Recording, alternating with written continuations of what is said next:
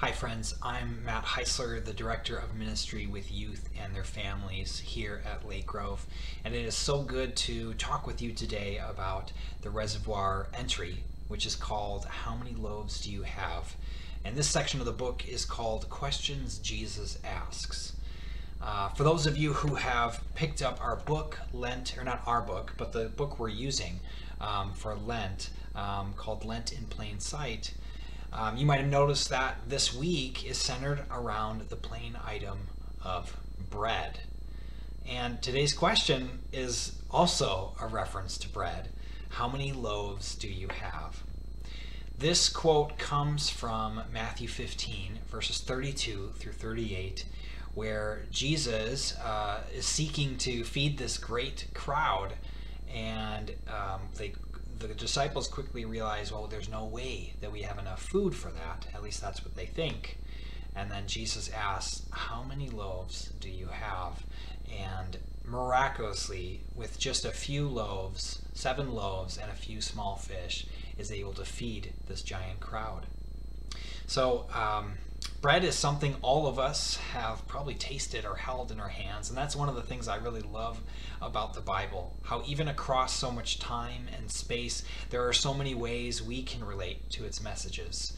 We each have experiences of being hungry and biting into a delicious sandwich or piece of bread and feeling that satisfaction to be filled and to be satisfied.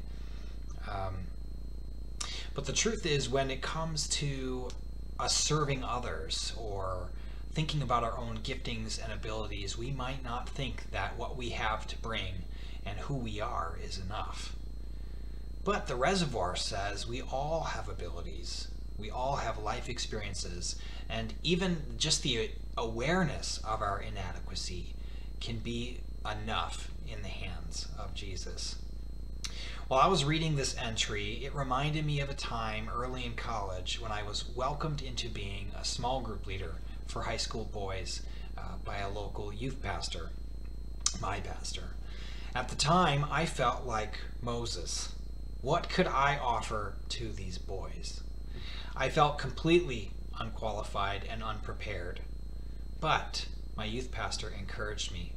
He said that who I was, my experiences, my abilities, my walk with God was enough in the hands of Jesus to bless and lead the high school boys in this group. So I took a leap and I said yes. A couple of years later, I found myself saying yes to be the high school ministry director at that same church.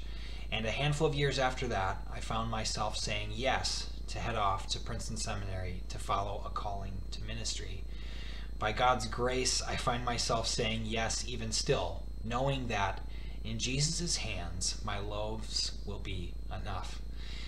And amazingly, I get to play the role my own pastor played for me years ago.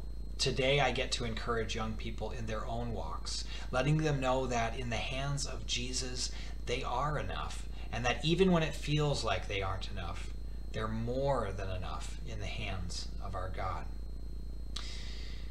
A song I loved in college immediately popped into mind as I was thinking about this whole notion of not being enough. It's called Blood Pressure, and it's by a rock band called Mute Math. The hook goes like this.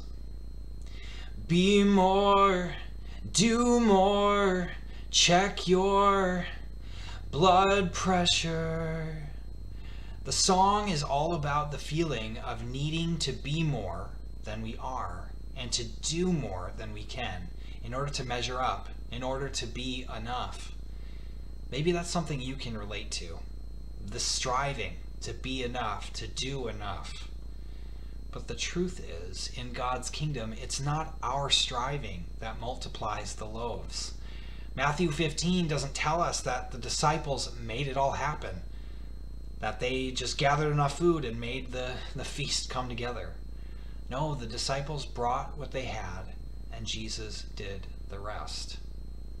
When we place our gifts, our experiences, our very selves into Jesus' hands, miracles happen, and God makes feasts from scraps. I like to close with the question, at the end of this week's entry. Here it is. Imagine that Jesus is asking you, how many loaves do you have? Or that question that God posed to Moses, what is that in your hand? What might you offer him? Jot down anything that comes to mind. Peace be with you, friends.